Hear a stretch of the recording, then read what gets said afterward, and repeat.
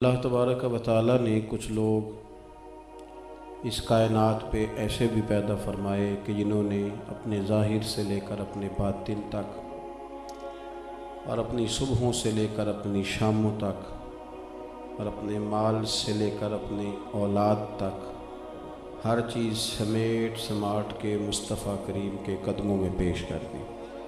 उलझा हुआ, बिखरा हुआ, टूटा हुआ ज़माना है। लोग अपनी अना का बुत बना के सारी ज़िंदगी उसी की पूजा में माज़अल्लाह गुजार देते हैं। बड़ा कुछ जानते हैं, बड़ा कुछ समझते हैं, पर पता नहीं क्या वजह होती है, अमल के लिए पैर नहीं उठा सकते। बस सारी ज़िंदगी कुछ थोड़ी सी शोखी में, कुछ थोड़ी सी तबाह में अपने आप को महव रखते हैं, उसी में ज़िंदगी बिता देते हैं। पता भी होता है, जानते भी हैं, लेकिन अमल का रास्ता उनके लिए मसदूद हो जाता है। हज़रत अबू बकर सिद्दीक़ रज़ी अल्लाह ताला अन्हु थोड़ा बोलते थे, कम बातें करते थे, कम सफ़र करते थे, कम यारियां लगाते थे, लेकिन जितना बोले हैं वो क्या बात है जितनी बात उन्होंने कर दी। जितना उन्होंने दोस्ताना लगाया है, पर जिस तरह निभाया है, ये भी उन्हीं का कमाल है। अल्लाह ताला ने कुरान पाक में फरमाया, वल्लज़ी जा बिस्सिद्क़ि वसद्दक़ा बिही, फरमाया एक वो ज़ात जो सच लेके तशरीफ़ लाई और एक वो जिसने उसकी तस्दीक की। उलाइका हुमुल मुत्तक़ून, दोनों ही परहेज़गार हैं। सच लाने वाले मदीने वाले महबूब हैं और तस्दीक करने वाले अबू बकर सिद्दीक़ हैं। नबी रहमत अलैहिस्सलातु वस्सलाम की तस्दीक की और बग़ैर किसी हिलो हुज्जत के की। नबी पाक सल्लल्लाहु अलैहि वसल्लम ने ऐलान नबूवत फरमाया तो मक्का मुकरमा के अंदर मुनाफिकीन बिल्कुल नहीं थे। मुनाफिक मदीने में आके पैदा हुए। इसलिए नहीं थे कि मक्के में जो बंदा कलमा पढ़ता था उसे फूलों का हार नहीं मिलता था, उसे डंडे खाने पड़ते थे, उसे मार पड़ती थी, उसका कारोबार चमकता नहीं था, बंद हो जाता था, उससे लोगों के रब्त बढ़ते नहीं थे बल्कि कम हो जाते थे। किसी को क्या ज़रूरत पड़ी थी जी झूठ मूठ का कलमा पढ़ के मार खाने की? लिहाजा मक्के में तो जिसने पढ़ा उसने डंडे ही खाए। हिजरत से पहले जितने लोग थे उन सबको मार पड़ती थी।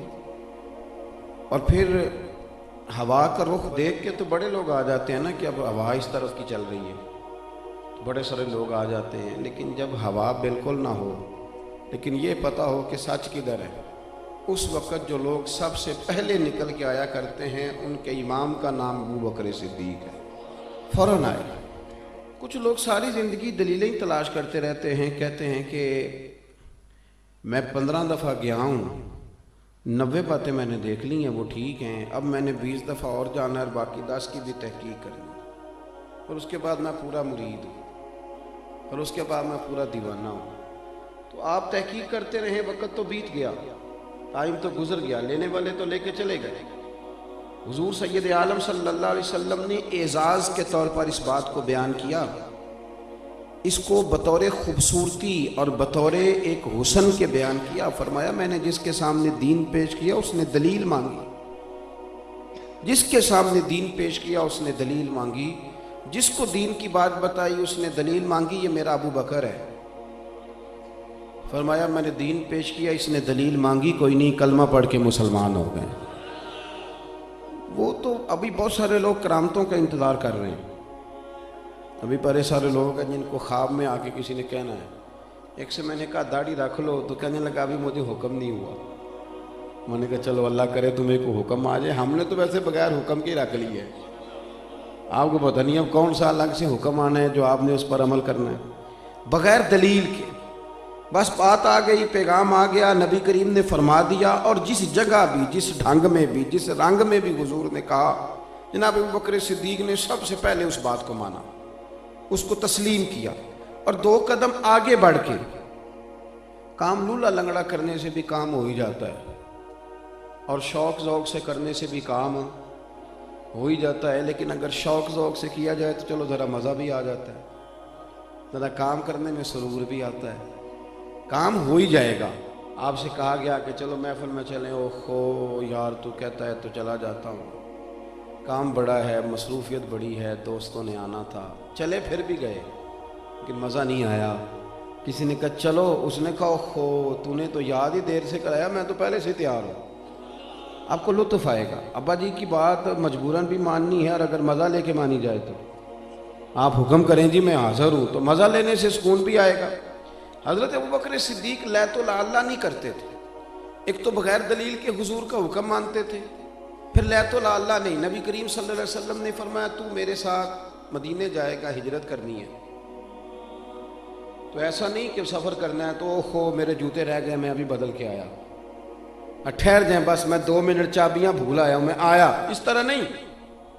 نبی کریم صلی اللہ تعالیٰ علیہ وسلم نے فرمایا ہجرت کرنی ہے تیار رہنا۔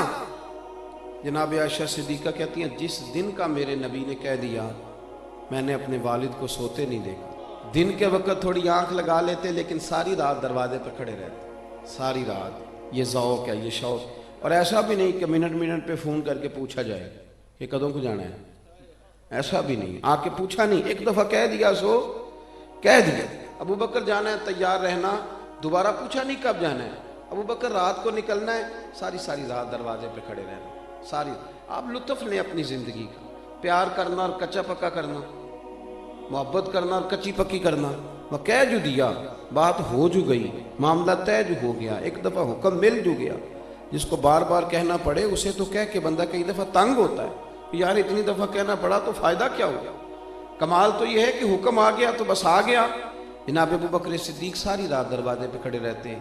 یارو ذرا اس مزے کو لے کے تو دیکھنا، جس دن ہجرت کرنی تھی اللہ کے رسول صلی اللہ علیہ وسلم تشریف لے گئے، حضور نے دستک دینے کے لیے دروازے پہ ہاتھ رکھا تو دروازہ کھلا ہوا تھا۔ اتنی بھی میرے محبوب کو تکلیف نہ ہو کہ میں دروازہ کھولوں، دروازہ کھلا تھا اور دروازے کے پیچھے کھڑے تھے۔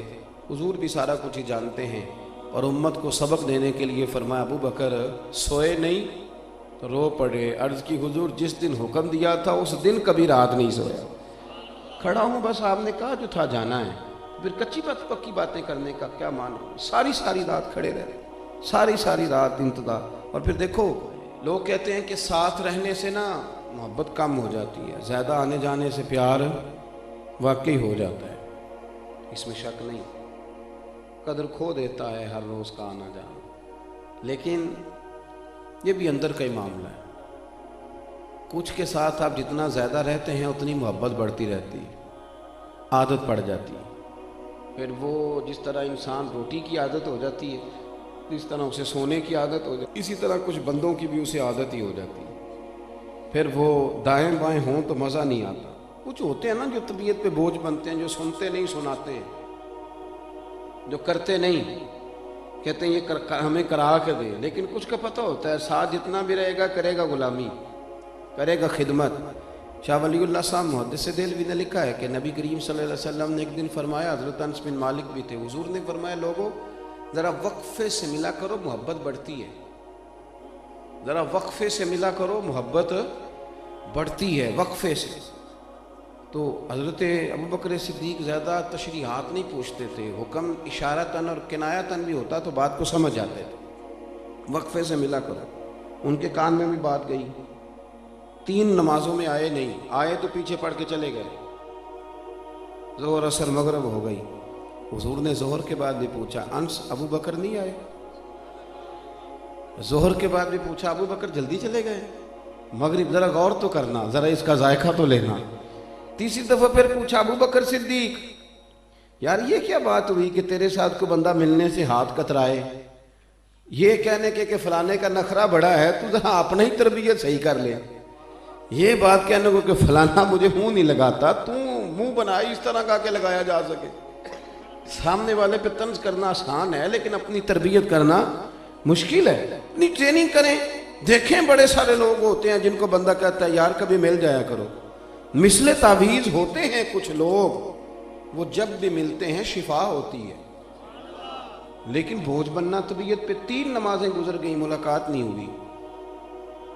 کریم محبوب صلی اللہ علیہ وسلم نے تیسری دفعہ پوچھا تو حضرت انس کہتے ہیں میں پہنچ گیا، میں نے جا کے ابو بکر صدیق سے کہا کہاں گھوم رہے ہیں آپ، 3 دفعہ حضور پوچھ چکے۔ جناب صدیق ایک بار دوڑے آئے، حضور حکم ہو، کہاں تھے؟ حضور لفظ ادا کر رہے تھے تو آنکھوں میں آنسو بھی چمک رہے، کہاں تھے صبح سے، کہاں تھے؟ جناب صدیق اکبر نے گھٹنے زمین پہ رکھ دیے اور ہاتھ باندھ دیے. عرض کی یا رسول اللہ میں قربان جاؤں, میری کیا جرت ہے, میں کیا بتاؤں کہ صبح سے میرا وقت کتنی مشکل میں گزرا ہے. پر محبوبہ وہ آپ نے تو فرمایا تھا ذرا وقفے سے ملو تو محبت بڑھتی ہے. تو حضور نے تھپکی دی کندھے پہ, میں نے کہا تھا پر تجھے تو نہیں نہ کہا تھا. وہ میں نے کہا تھا لوگوں سے, وہ تھے کچھ لوگ جن سے کہا تھا, پر ابو بکر تجھے تو نہیں نہ کہا تھا. تو نہ جایا کر یار, تو رہا کر. تو رہتا ہے تو طبیعت لگی رہتی ہے, تو رہتا ہے تو بات بنی رہتی ہے. تیرا یہاں رہنا قرار دیتا ہے بعض اوقات. یار اس طرح کا وفادار آدمی, اس طرح کا رنگ, اس طرح کا مزاج. حضور فرمائے تو نہ جایا کر, تو رہا کر. میرے نبی کریم سید عالم نے سیدھا ہاتھ پکڑا ہوا ہے جناب ابو بکر صدیق کا, اور دوسرے ہاتھ میں پکڑا ہوا ہے سیدنا فاروق اعظم کا ہاتھ. تو مسجد سے باہر نکل کے جب آئے نا حضور, یوں کر کے جیسے بادلوں کے بیچ سے سورج نہیں کبھی نکل کے آتا, اور کبھی چاند نہیں اچانک چمکتا تو وہ چھا جاتا ہے. حضور مسجد سے نکلے تو صحابہ کہتے ہیں دل خوش ہو گئے حضور کا چہرہ دیکھ کے. اور جب ہم خوش ہو رہے تھے نا تو حضور نے فرمایا میری اور ان کی رفاقت کو یہاں تک نہ سمجھنا. یہ جامع ترمذی میں موجود ہے. فرمایا یہاں تک نہ سمجھنا, فرمایا یہ جس طرح میں نے آج ان کا ہاتھ پکڑا ہے اور میں نکلا ہوں نا, جب میں قبر سے نکلوں گا پھر بھی میرا یہی طریقہ ہوگا. یارو اپنی روحانی زندگی کے اندر اس بات کا ضرور خیال فرمائیں کہ ایسا تو نہیں کہ ہمارا مزاج بوجھ بنتا ہے, ہماری طبیعت بوجھ بنتی. کچھ بندے ایسے ہوتے ہیں جن سے بندہ وہ کہتے ہیں جانا ہے بسم اللہ جی جاؤ, اور کچھ بندے ایسے ہوتے ہیں جو جانے لگے تو بندہ ان سے کہتا ہے اتنی بھی جلدی کیا ہے, ذرا ٹھہریں ذرا تھوڑا رک جاؤ. یار چلے جانا, چل تو مغرب کے بعد چلے جائیں. اور یار میرا دل تو نہیں کر رہا پر چل تو عشاء وقت چلا دیں. وہ یار آپ بات کو سمجھے. کہا حضور نے یہ رفاقت جو یہاں ہے یہ یہاں تک نہیں, بلکہ فرمایا جب میں قبر سے نکل کے محشر کے میدان میں آؤں گا تو پھر بھی سیدھے ہاتھ میں ابو بکر صدیق کا ہی ہاتھ ہوگا, پھر بھی اس ہاتھ میں فاروق اعظم کا ہاتھ ہی ہوگا. اللہ کے رسول صلی اللہ علیہ وسلم کے ساتھ ان کا جو خاص معاملہ تھا. اور پھر ایک اور بات, اگر آپ کسی کے ساتھ رہتے ہیں تو پھر اس کا عکس بھی آپ میں نظر آنا چاہیے. آپ کو بتانا نہ پڑے کہ میں کس کا مرید ہوں, کس کے پاس رہتا ہوں, کس سے میرا تعلق ہے. خوشبو جو ہوتی ہے نا وہ بتاتی نہیں اپنا آپ, خوشبو بتایا نہیں کرتی, خوشبو آیا کرتی ہے. خوشبو کا کام ہے آ جانا, اسے کبھی بول کے بتانا اسے نہیں بتانا پڑتا. آپ کے لفظ بتائیں گے, آپ کی ترتیب بتائے گی, آپ کا مزاج بتائے گا, آپ کے ساتھ وارفتگی. ایک ہمارے بڑے بہترین شاعر ہیں, میں کبھی کبھی دوستوں سے بات ہوتی ہے تو میں ان کو کہتا ہوں اللہ سلامت رکھے آپ کو. تو کئی دفعہ کچھ جملے زبان پہ زیادہ چڑھ جاتے ہیں. تو ایک بچہ میرے ساتھ ہوتا ہے ہمارے درس نظامی کا, وہ طالب علم ہے, اکثر میرے ساتھ ہوتا ہے. تو وہ فون ایک دن آیا تو میں نے اس کو تھما دیا. تو وہ بڑے ادیب قسم کے آدمی ہیں, شاعر ہیں. میں بچے سے کہا میں نے پیر صاحب سے بات کرنی ہے. تو بچہ کہنے لگا اللہ آپ کو سلامت رکھے, حضرت صاحب تو مصروف ہیں. وہ کچھ دنوں کے بعد مجھ سے ملے تو کہنے لگے وہ کاکا تھے میں نے بخاؤ. وہ میں نے کہا جی مسئلہ کیا ہے, خیریت ہے؟ کہنے لگے مجھے لگتا ہے واقعی آپ کے ساتھ رہتا ہے. میں نے کہا کیوں؟ کہنے لگے اس کے تو لفظوں میں بھی وہ باتیں اتر آئی ہیں جو آپ اکثر بیان کرتے ہیں. تو وہ تو اتر آئے ہیں جملے بھی, تو وہ دکھائیں. میں کیا ہوں نہیں میں تو بخانا جی ایڈا پیارا ہو گیا تو ان میں نظر لو آ بابا. تو وہ بھی ادیب تھے, کہنے لگے میں نے اس گل کا بھی مزہ ہی آیا. آپ میری بات کو سمجھیں کہ آپ کے جملوں میں, آپ کے اٹھنے بیٹھنے میں, آپ کے چلنے میں. حضرت صدیق اکبر حضور کے ساتھ مکہ شریف سے مدینہ طیبہ آئے, بخاری شریف میں موجود ہے, دیگر سیرت کی تمام کتابوں میں آپ کو ملے گا. جب آئے نا تو حضرت ابو بکر صدیق کے کپڑوں کا انداز بھی وہی تھا جو میرے محبوب کا انداز تھا.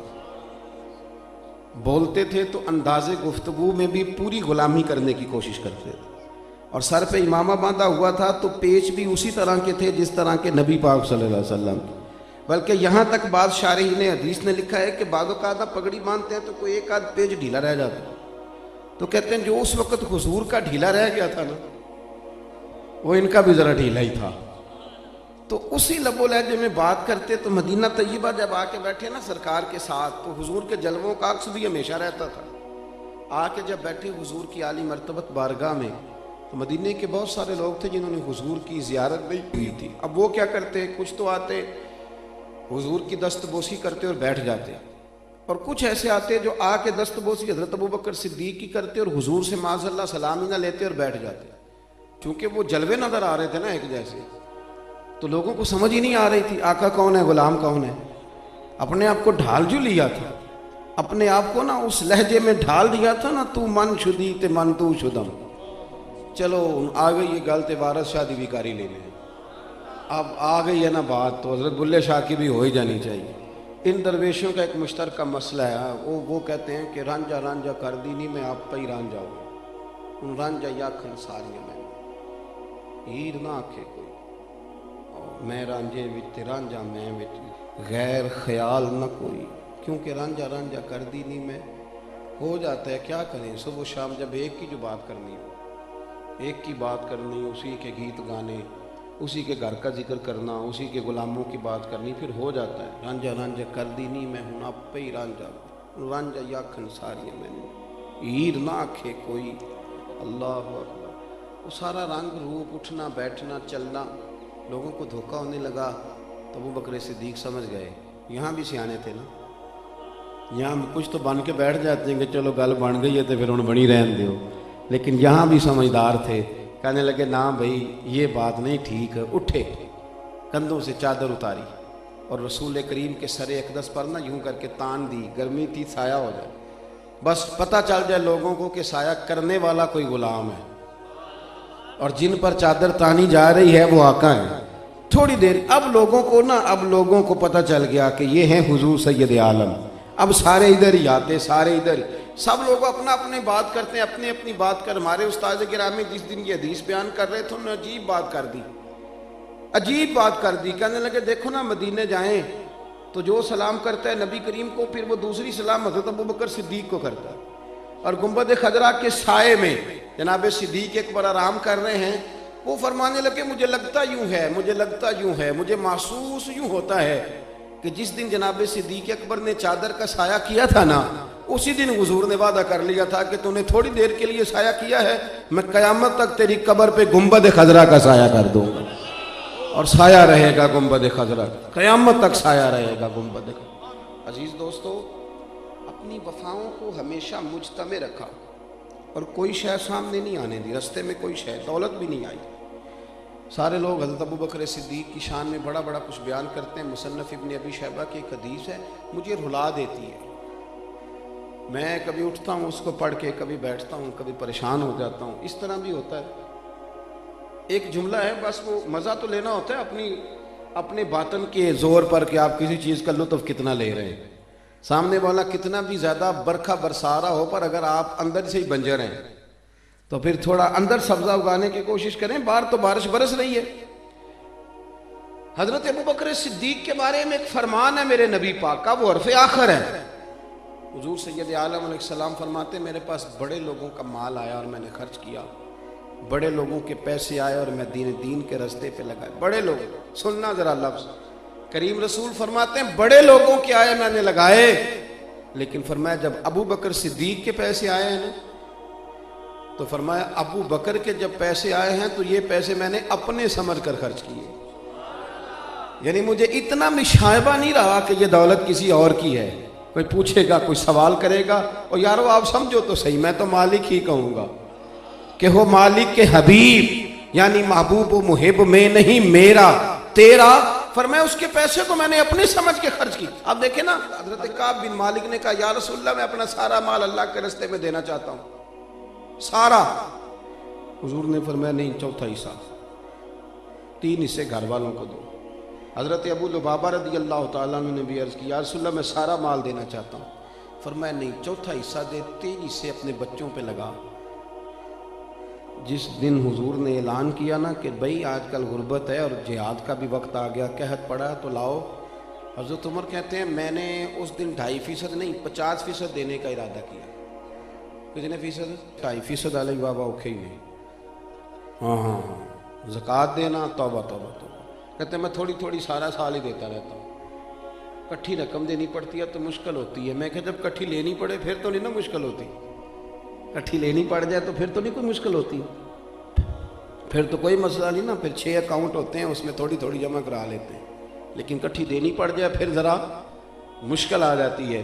حضرت ابو بکر صدیق رضی اللہ تعالیٰ عنہ تو ابھی آنے والے تھے. جناب عمر فرماتے ہیں کہ میں نے نا آدھی رقم، یہ بہت بڑی رقم ہے، آدھی جائیداد، اس کو چھوٹا نہیں سمجھے آپ، یعنی 50%. اور فرماتے ہیں ہر شہر رکھ کے میں نے ماپی.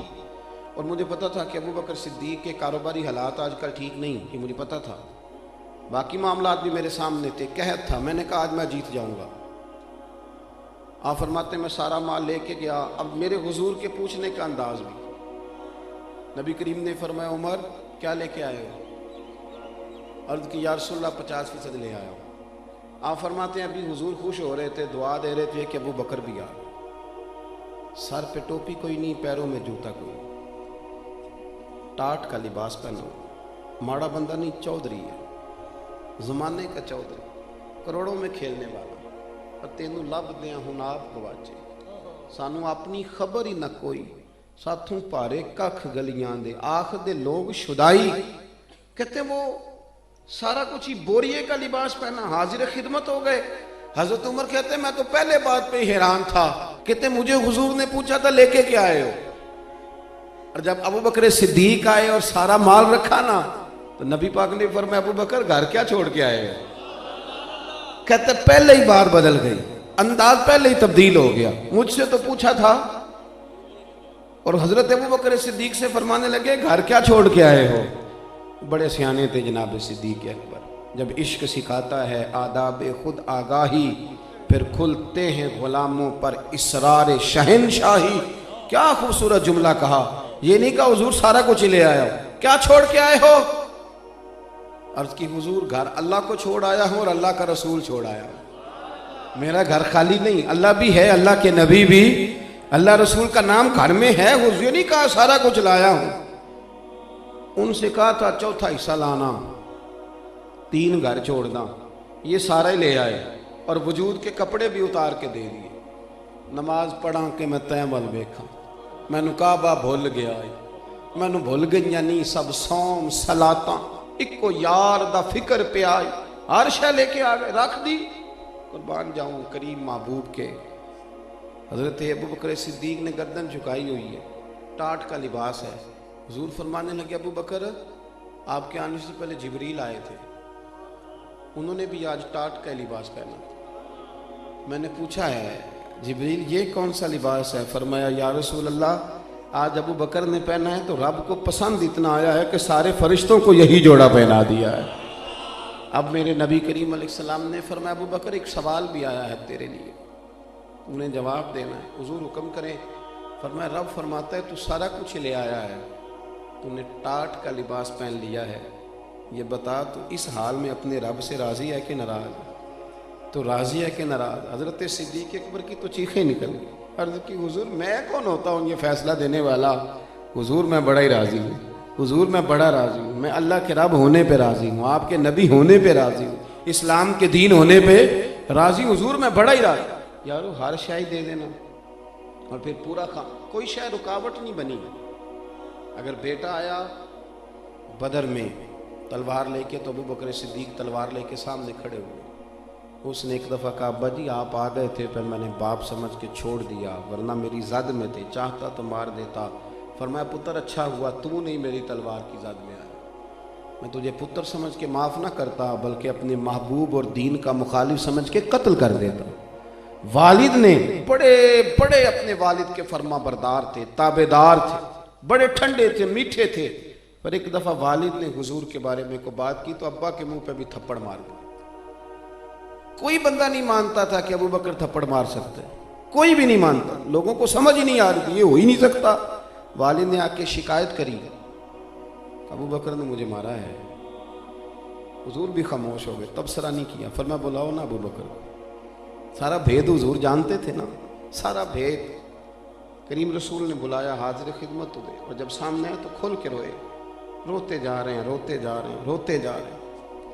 حضور نے فرمایا ابو بکر یہ میں کیا سن رہا ہوں، باپ کو مارا؟ پھر ایک ہچکی لی، پھر روئے. عرض کی سونیا انہیں کہیں تلوار لے کے میرے ٹکڑے ٹکڑے کر دیں، میں سی نہیں کروں.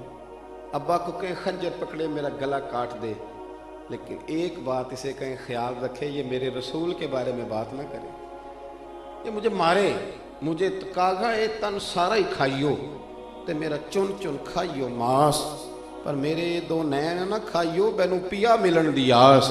اسے کو کاٹ ڈالے سارا وجود حاضر ہے لیکن آپ کے بارے میں بات نہ کرے۔ اور یا رسول اللہ صلی اللہ علیہ وسلم ایک بات اور ان کو بتا دیں، انہوں نے آج آپ کے بارے میں بات کی ہے تو میرے پاس تلوار نہیں تھی، ورنہ آج خالی تھپڑ نہ مارتا، آج میں باپ کا گلا کاٹتا، اس لیے کہ میرے نزدیک کوئی ایسی چیز نہیں جو میرے اور میرے نبی کے رستے میں آ سکے۔ میں کوئی چیز ان کے رستے میں حائل نہیں ہونے دوں گا، پھونک دوں گا، ہر چیز کو جلا دوں۔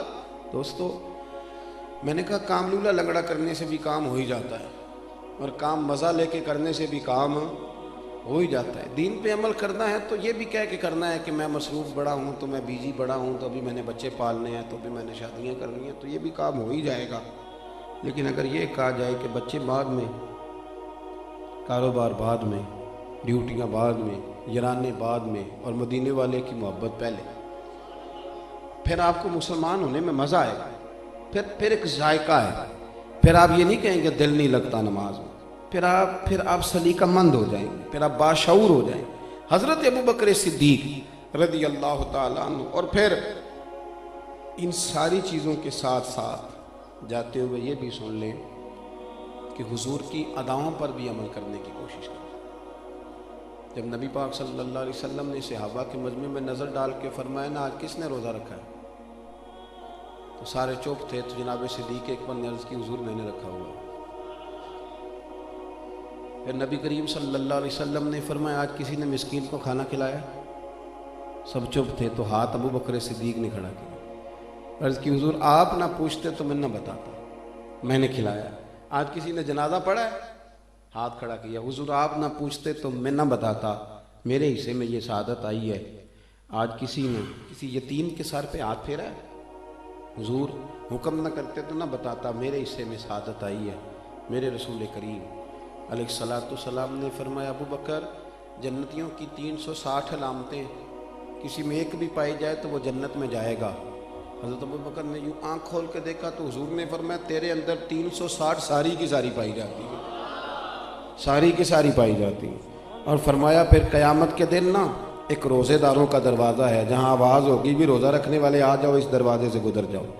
ایک نمازیوں کا دروازہ ہے جنت میں، نمازی آ جاؤ اس دروازے سے۔ ایک حاجیوں کا دروازہ ہے، ایک سخیوں کا دروازہ ہے، مختلف دروازوں سے مختلف جنتیوں کو بلایا جائے گا۔ فرمایا ابو بکر جب تیری باری آئے گی نا تو جنت کا ہر دروازہ ہی خواہش کرے گا کہ کبھی ابو بکر میرے اندر سے گزر جائے نا، کبھی ادھر سے آ جائے نا، ہر ایک تجھے پکارے گا۔ ریزلٹ جلدی مانگتے ہیں لوگ، محنت ذرا تھوڑی کریں۔ انہوں نے ساری زندگی محنت کی۔ میں نے پہلے بھی عرض کیا تھا، ایک دفعہ پھر بات دہراتا ہوں، حضرت ابو بکر کی شان نبی پاک نے بیان کی، انہوں نے نہیں کبھی اپنی شان بیان کی، لوگوں سے کبھی نہیں کہا کہ مجھے جانتے ہو نا میں کون ہوں، نہ، حضرت عمر کی عظمتیں حضور نے بیان کی، انہوں نے کبھی خود بیان انہوں نے نہیں کہا۔ وہ تو ساری زندگی یہ کہتے رہے کہ میں تو اونٹ چرانے والے کا بیٹا ہوں، ساری زندگی ہر موقع پر یہی کہا کہ میں تو اونٹ چرانے والے کا پتر ہوں۔ شان حضور نے بیان کی۔ بہتر یہ ہے کہ ہمارے لیے فضل والا فیصلہ اللہ رسول ہی کرے، ہمارا کام ہے توجہ سے محنت کرنا، چھوڑے کوئی خوابیں اچھی آنا ضروری ہے، بشارتیں آنا ضروری ہے، روحانی مقام طے کرنا کچھ ضروری ہے، نہ بھی ہو تو کوئی عرض نہیں، غلامی تو کرنی ہے نا، ہم نے غلامی تو کرنی ہے نا، تو غلامی کریں توجہ کے ساتھ، اللہ رسول پہ چھوڑ پہ فیصلے۔ ہمارے بہت سارے لوگوں کو بشارت کی ضرورت ہوتی ہے، بشارت بھی ہو جائے گی پر ذرا ٹائم لگتا ہے، تھوڑا وقت لگتا ہے، وہ ساری چیزیں ہو جاتی ہیں، لیکن یہ جو کہتے ہیں نا سویرے ٹھیک ہو جاؤں، اس طرح نہ کریں، اپنی زندگی سمیٹ کے، ٹانگوں کو، ہاتھوں کو، زبان کو، آنکھوں کو، روح کو باندھ کے، اچھی طرح جکڑ کے، پوری طرح باندھ کے نا اسے تو پھینک دے نبی پاک کے قدموں، اور جو حضور کے فیصلے ہیں وہ کرنا شروع کر دیں، نہ اپنی مرضی سے ہاتھ ہلائیں، نہ پیر ہلائیں، نہ آنکھیں کھولیں، نہ زبان کھولیں، حضور کی غلامی میں پھینک دیں۔ پھر جسم مر جائے گا، روح زندہ ہو جائے گا، پھر نفس مر جائے گا، دل زندہ رہے گا، پھر باطنی طور پر آپ بہت آگے نکل جائیں گے، پھر یہ شور شرابے، یہ جو شوق ہے نا آپ کے، یہ بوجھ بن جائیں گے۔ جب انسان روحانی طور پہ تازہ ہو جاتا ہے نا، فوٹو کھنچانے میں مزہ نہیں آتا، فوٹو سے بچنے میں مزہ آتا ہے، میں ایمانداری سے کہہ رہا ہوں، پھر اسے بچنے میں پھر وہ بچتا پھرتا ہے۔ وہ شہرت سے بچنے والا پیچھے پیچھے رہتا ہے اور دی چاہتا ہے ساری غزلیں اس ظالم کے نام کرے۔ وہ پھر بندہ پھر پیچھے پیچھے ہٹتا ہے، کہتا ہے کسی طریقے سے بچ جاؤں، وہ میرا کام ہو، میرا نام نہ آئے۔ پھر وہ بچت کرتا ہے، پھر وہ سیانہ رہتا ہے، پھر اس کی توجہ رہتی ہے۔ اللہ کے حضور دعا ہے اللہ سمجھنے کی توفیق۔